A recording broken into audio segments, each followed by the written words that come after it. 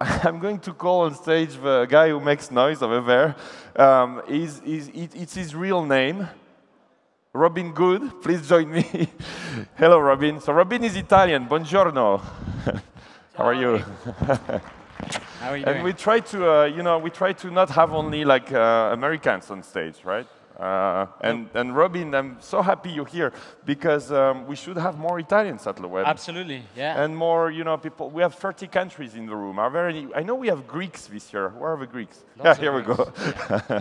We have. Well, I should go through the entire country list. But so, Robin, we met. We have not met actually. We met through video. No, we've met in person in Redmond some times ago. But the way I know Robin is mostly with the crazy videos he does, and as you know, I also like video.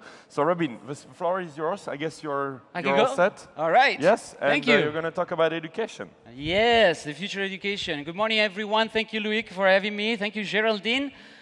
Controls are here. Computer is ready. See if it works. Yeah.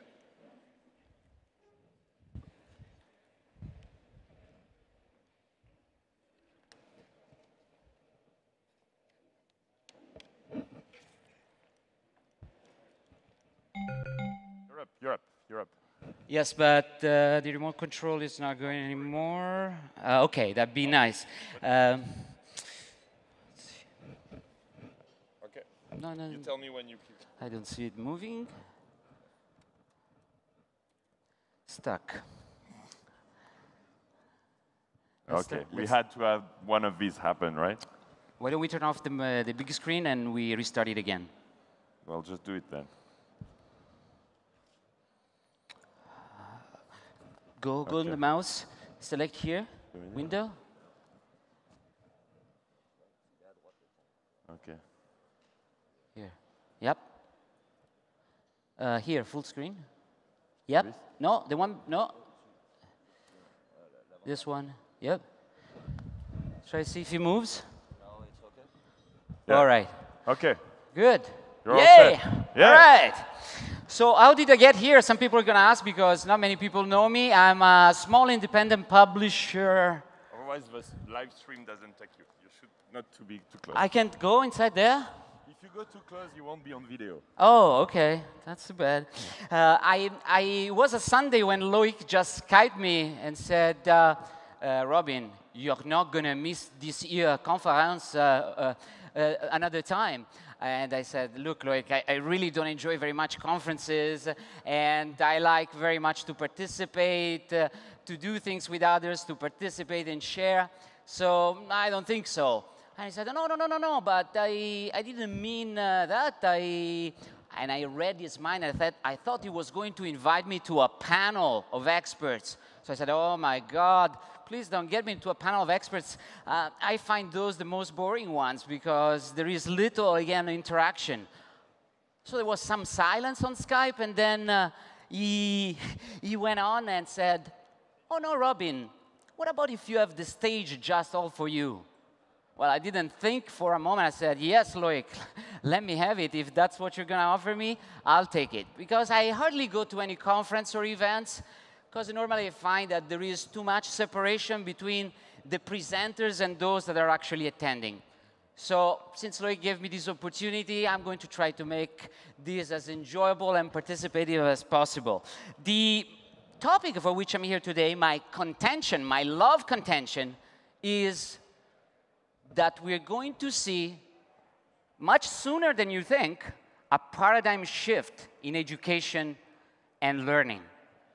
That is, things that we have in front of our eyes that somehow we know, we are going to see with very different eyes much sooner than you think. Things are going to change deeply because we haven't yet turned on the antennas to really use what we already know. That's basically what I'm going to talk about, and it all relates to learning. As a matter of fact, I'm here not because of the things that I've studied or the university I've gone to, but because of all the personal learning I've done to get into becoming a little independent publisher. I don't invoice, I don't bill any more clients.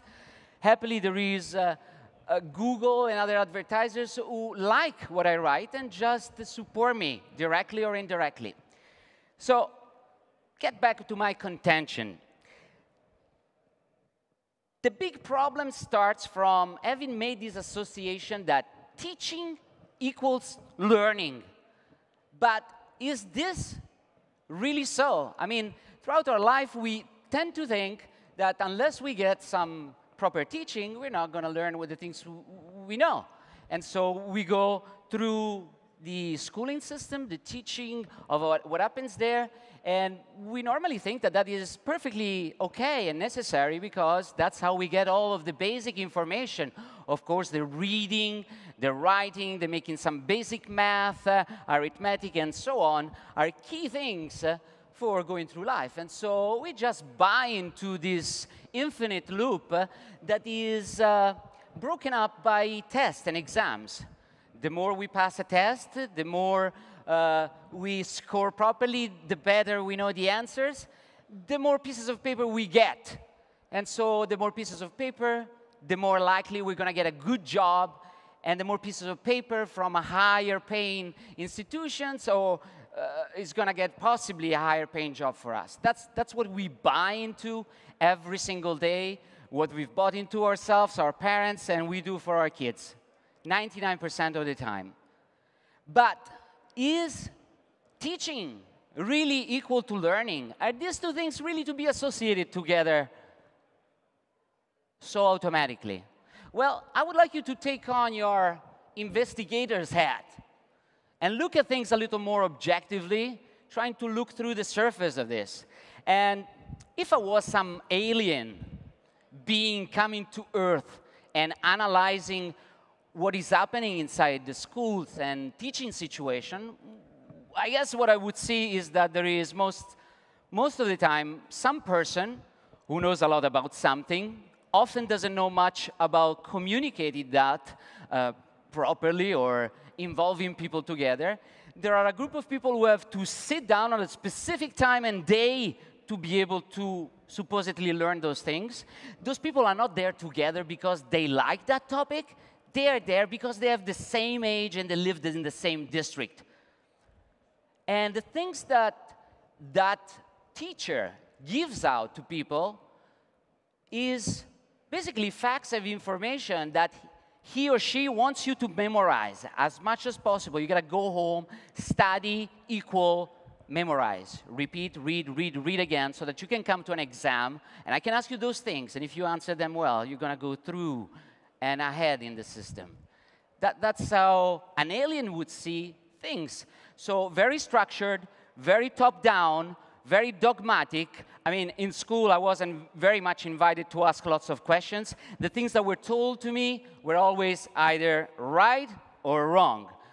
Truth is one, just like in the church. And it was very difficult, although it is possible and it does happen, there are great exceptions, to question, to really question your teacher, to ask serious questions, not just the ones that would lead you to find out what would have happened inside the next exam. So, if we're really honest, we should see that this is what really is happening in school. While if we look instead at learning, maybe sometime we see something different. But let me stop for a second and mention that that teaching that takes place is really geared, I guess we all agree on this, to make you know something better. But again, with these words, we're making lots of confusion. Teaching is not equal to learning, and knowing means a lot of different things to different people. I mean, somebody comes to me and says, oh, do you know this song? I just heard it on the radio. And I say, oh, yeah, that's cool. I like that. Then the person supposedly knows that song. But what about another person you meet that has heard that song maybe 100 times and knows all the words and the lyrics of that song and can sing them? Does that person know the song the same way as the guy you just met and heard it for the first time in the car? They both know the song. Do they know it the same? I don't think so. What about somebody not only who knew the song, who sang it, who knew the lyrics, but also maybe had danced on it, had found his fiancée with it, or think the guy who wrote the song? Do all these people know the music and the song in the same way? I don't think so, but we all say, oh, I know that song, I know that song. So knowing, we really need to come to grips with the fact that it's a very long gradient of levels. Knowing is not just knowing about something. Real knowing is being one with something, having participated deeply, immersively in something where you can really say, I know that thing. So let me ask you, actually, this is all about love and having people participate. So I got some friends here on stage with me. And these are some very, very special friends. The first one that I have here on stage with me is Jay Cross. Jay Cross, out of California, is the guy who has first introduced the term e-learning. He's a guy who helps organizations understand how learning really takes place informally, at the water cooler, by people exchanging freely their ideas and asking each other, how did you do this? How can you get better at that? So, Jay, let me ask you, what did you learn in school? Can you share? How important was what I learned in school?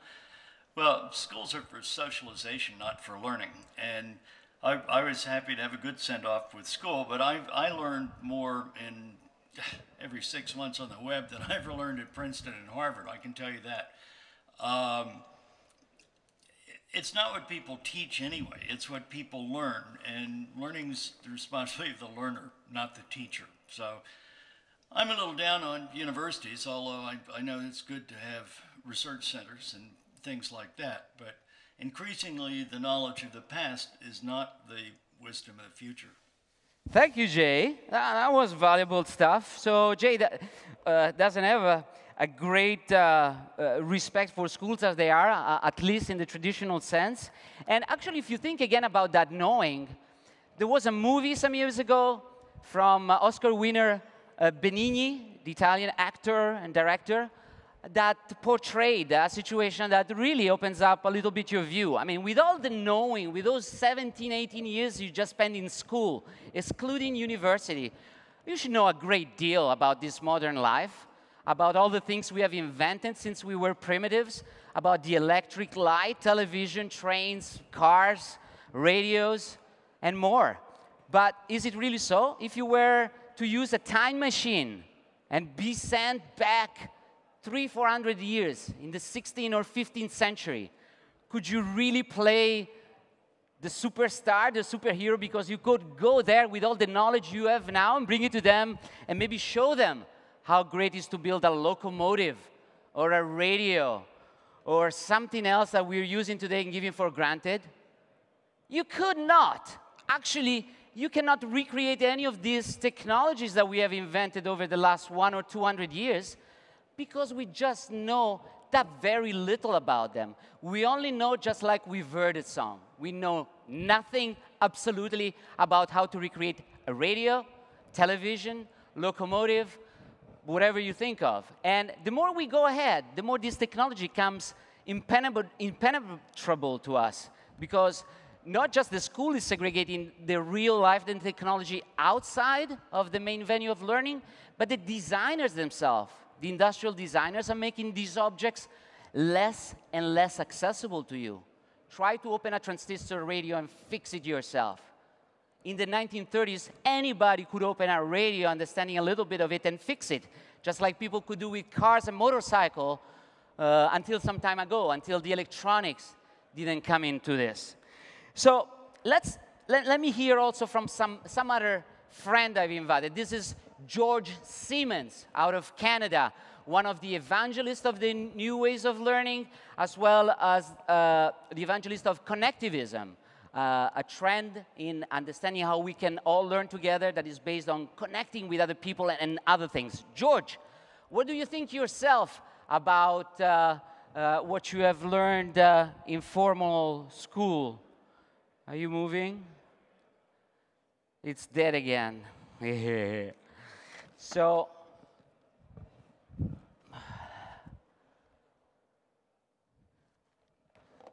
George, hang on a sec. I'm going to try the same trick as before and see.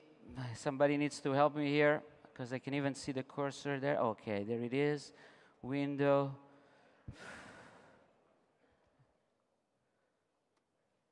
OK, George, what do you think about your formal education? How good it was? Can you tell me, George?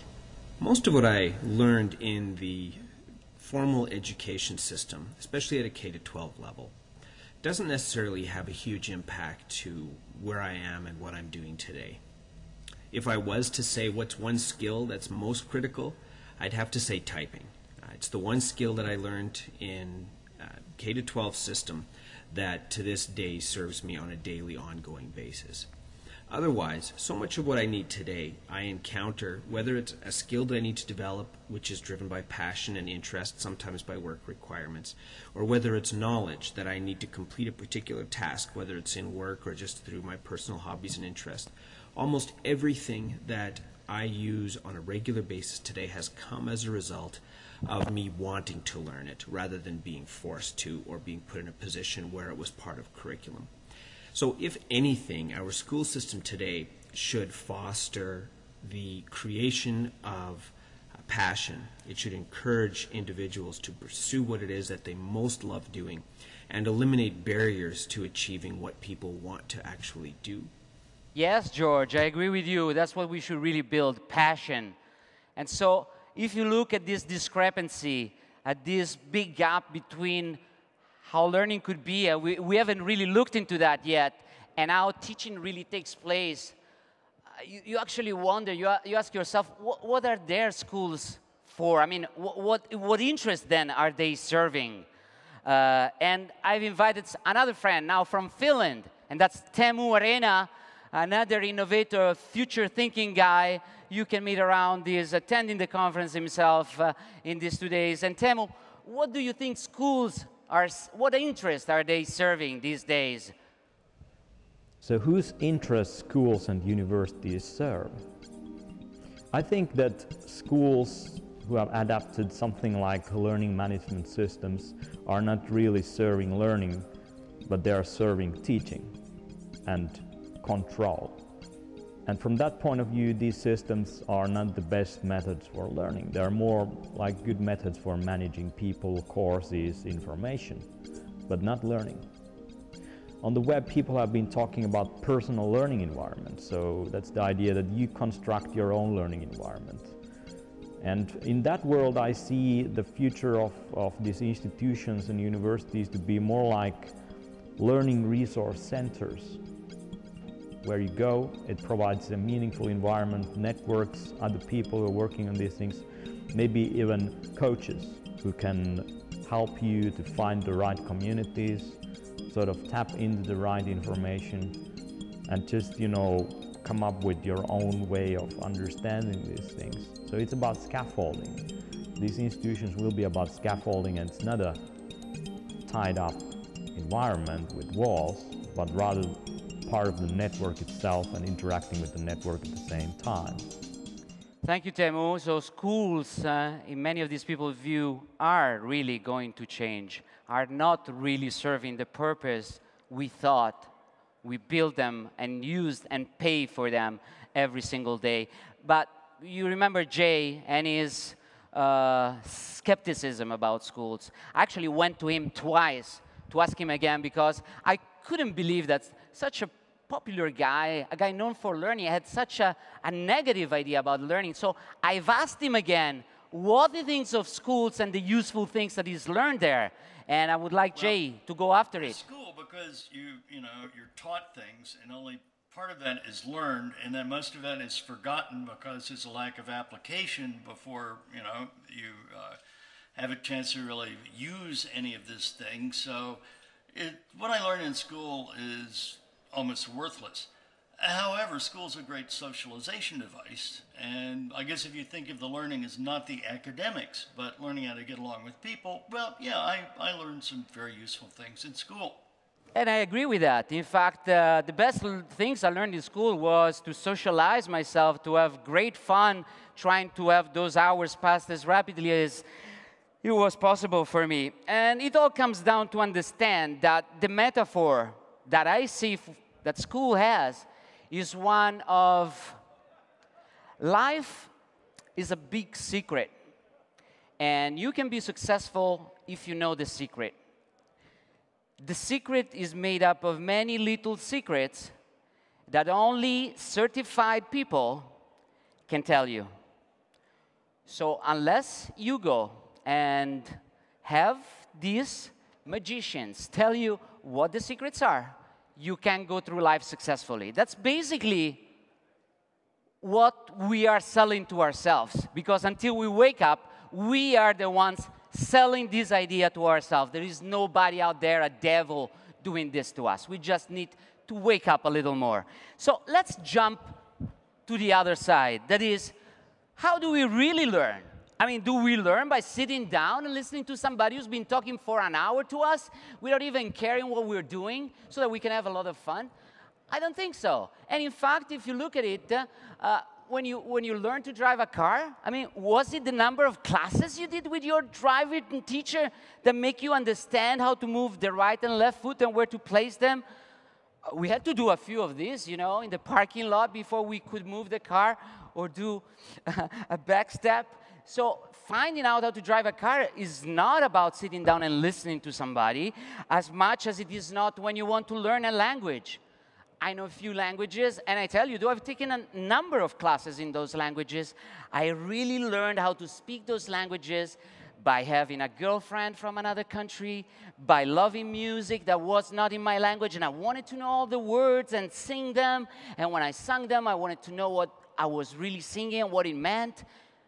And traveling a lot, that's how I learned how to speak a language. I mean, no matter what you say about the validity of courses and drills, which are good, the amount of benefit you get when you're really exposed and immersed into something is absolutely great. So the same goes for swimming or for even playing a game. I mean, imagine these video games. We all play video games, and how do we learn them? By getting killed 100 times, rising again like the phoenix, and going into forum and asking, and going to friends, going to expert people, finding out on the web where are solutions to get around things, trying again and again and again, making lots of mistakes. How much can you make mistakes inside school? Are you really allowed to make mistakes and to be wrong? If you're wrong, that's bad score. And the game is about having a good score to pass on. So it's very difficult to learn things if you're not allowed to make great mistakes many, many, many times. So let me jump now to the conclusion. Proposition part at the end. That is, what should we really learn? What are the things that are important to learn, and what learning is? George? What is learning for me? Well, I think I'd have to rely on a statement that E.M. Forster famously made, which is only connect. And I think in a very real sense, for me to learn today is about being properly connected to other people, being able to find information when I want, having tools at my disposal that allow me to access different sources of information, and also having a network of people that enables me to reach out, ask questions when I need it. And these networks are obviously based on trust. These are people that I've followed for a while or who I've been aware of over the last several years. So for me, in a very real, very practical sense, my ability to connect to other people is learning for me. My ability to find information sources through easy-to-use tools is learning for me. And ultimately, anything, whether it's policy, government initiatives, copyright, or any other system that puts up barriers between me and my ability to connect to others and information, is ultimately a barrier to my learning. I'm going to close. I really have a lot more to say, much more, so you're free to get in touch with me later on to know the second part of the story. I'm going to leave you with a couple of things. Rapidly, in 30 seconds, 12 things, not commandments from the Bible, but 12 things that I really think rapidly, in a rush, that everybody should know, and we never get exposed to them in school, and I'm going to be out of this stage. And those things are the same things that if I put you on a spaceship, going to a different planet with your own kids, and your mission is to leave your kids on another planet forever. What are you going to teach your kids on your spaceship in those 3 months of travel you're going to do in space?